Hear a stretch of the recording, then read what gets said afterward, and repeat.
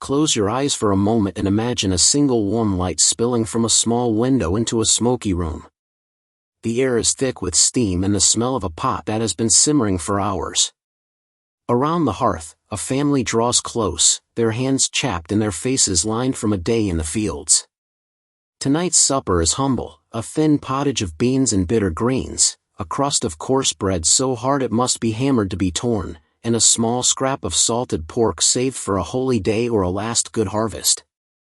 It is the season of fasting, and they bow their heads to give thanks for what they have. If you enjoy drifting into quiet stories of the past like this, and want more nights of immersive historical calm, please subscribe now so you won't miss the next journey. For most people in medieval Europe, food was never simply pleasure. It was work, a gamble, and often a prayer. Grain was the backbone of life. Bread, whether dark and heavy or just a thin unleavened slab, kept people fed. The quality of that bread said everything about a family's place in the world.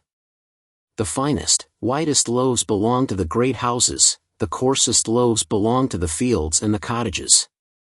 Baking, milling, and the price of grain were matters of law and community. Towns tried to keep loaves honest because a dishonest baker could hurt a whole neighborhood. Even so, when harvests failed, when rains came at the wrong moment, communities learned the hard truth that a loaf could be the difference between a full night and a fatal winter. Spices and exotic flavors were another world entirely. Cinnamon, pepper, cloves, and nutmeg arrived only after dangerous, long journeys across deserts, mountains and oceans. To taste them was to taste wealth. For most people, the only seasoning was something sharp and local: garlic, mustard, vinegar, sometimes onions pulled from a family patch. The price of imported spices could be staggering. A single handful might buy a small animal. That distance between common fare and spice-scented feasts created a daily reminder of social rank, of kitchens where cooks practiced culinary art and kitchens where cooks simply hoped to keep a family alive. Preservation was constant work. Without refrigeration, every harvest had to be turned into stores: salted fish and meat, smoked shoulders hung from rafters, fruits dried on racks, cabbages shredded and fermented into a modest sourness that could last through months of snow. Salt mattered more than you might expect, because salt cured and preserved what could not be eaten fresh. In poor years, salt itself was expensive, and that added another cruel limit.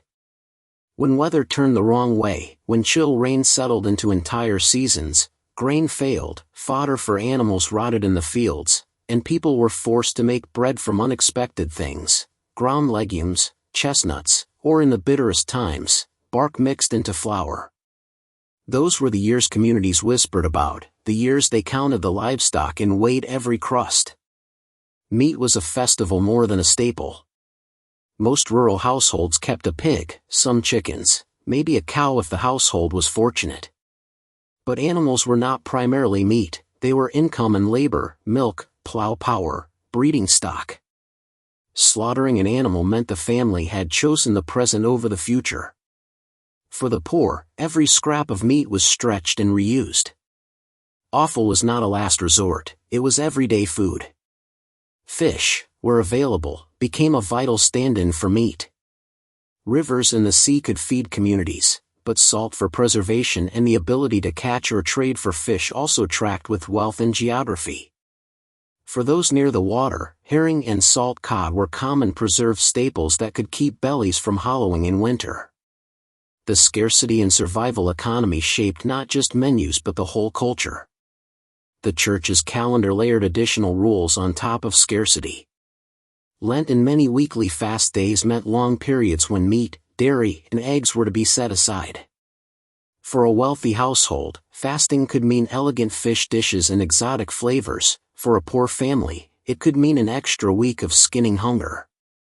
Monasteries and convents, however, were paradoxical. They often had the best gardens and the best stores. Monastic infirmaries kept herbal knowledge and recipes that helped with preservation and health.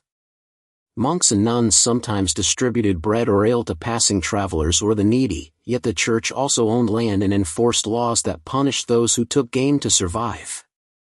piety and power existed side by side like a bitter and a sweet. Everyday life also included a constant negotiation with honesty and necessity. Bakers and brewers acted within economic pressures. Stretching flour with cheaper ingredients or watering down ale might feed a family another day, but it could poison reputations and ruin livelihoods. Towns appointed inspectors and posted penalties because food that was unsafe or deceitfully cheap threatened the weak first.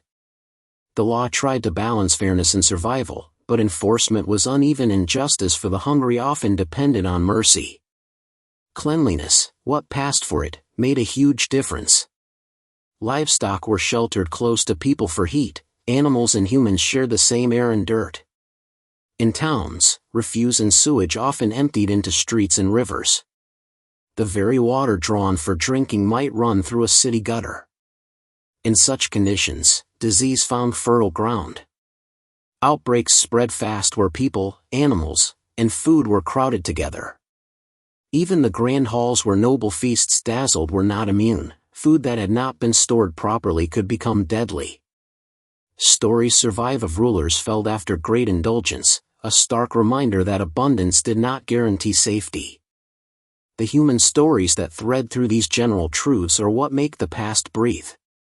Imagine a widow who sells ale at the town cross. Her name is on market rolls, and her kettle steams every morning.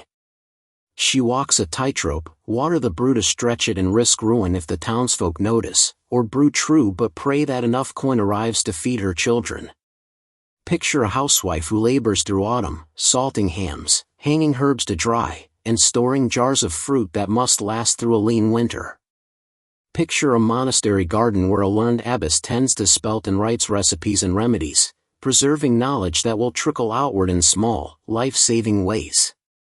Picture the royal cook preparing a banquet whose plates will pass like a bright procession under the tapestries, a spectacle of food and power that throws a shadow over the laboring fields outside the castle walls. And then imagine the merchants who move the world's flavors.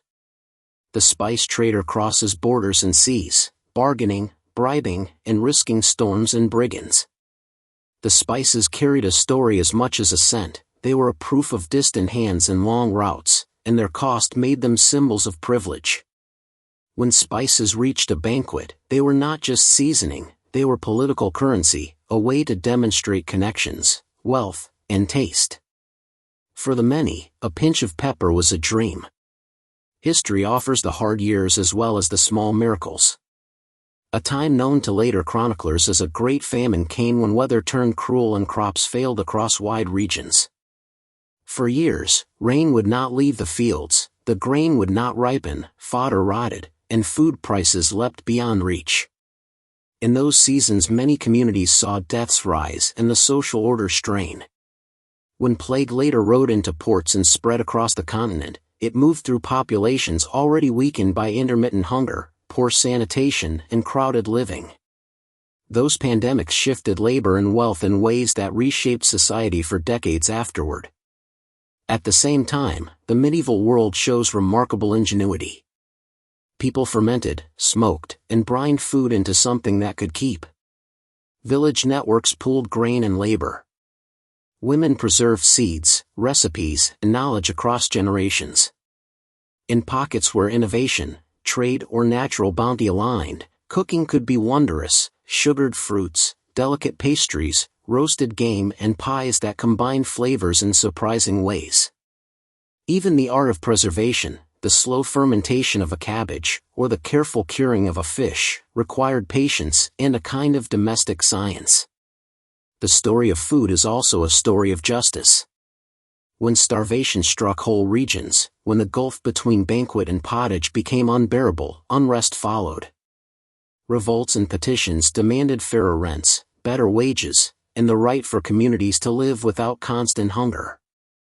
For a few decades after a catastrophic population decline, laborers found themselves suddenly with more leverage, wages rose, and some families tasted better meat or more secure lives. Those moments were fragile and often met with backlash, but they plant the seeds of long change, slow shifts in land law, in market practices, in expectations about the value of labor. If you imagine a medieval peasant standing in a modern grocery aisle, the sight would be almost unbelievable. The colors, the constant cool of refrigeration, the abundance of fruits and spices from across the world would seem like a fairy tale. Yet the modern world's abundance also calls for responsibility.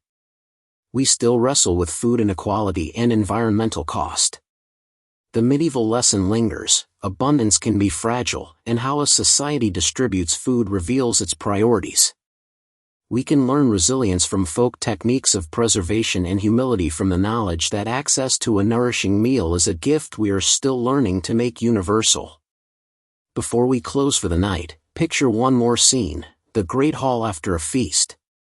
Candles gutter low, platters cleared away, the glow of laughter fading into footsteps and the quiet murmur of pages being turned. A servant wipes a table, and outside in the cold a family huddles near a small fire, grateful for a crust. That contrast holds the whole era in a single image: extremes of plenty and lack, survival and ceremony, the ordinary and the spectacular.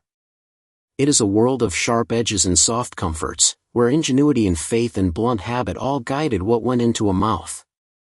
As you let this night's story settle, consider these quiet questions and bring your answer into the comments. Which details surprised you the most: the ways people preserved food, the role of spices, or the influence of fasting? If you could send one modern food back to a medieval peasant, what would you choose and why? Would you rather eat at a noble banquet and risk spoilage, or sit by a peat fire with a simple pottage and know exactly where every ingredient came from? If this journey helped you unwind and think, please like the video and subscribe to CalmChrono for more slow, detailed walks through history. Leave a comment with your answer to those questions and tell me where you're listening from tonight. I love seeing how far our Night Owl community stretches. If you want, tell me a theme you'd like next: a forgotten craftsman, a single spice's entire story, or the soundscape of a medieval market. Thank you for sharing this quiet hour of history. Rest well, and let your dreams be full of unexpected flavors and the steady work of hands that fed the world.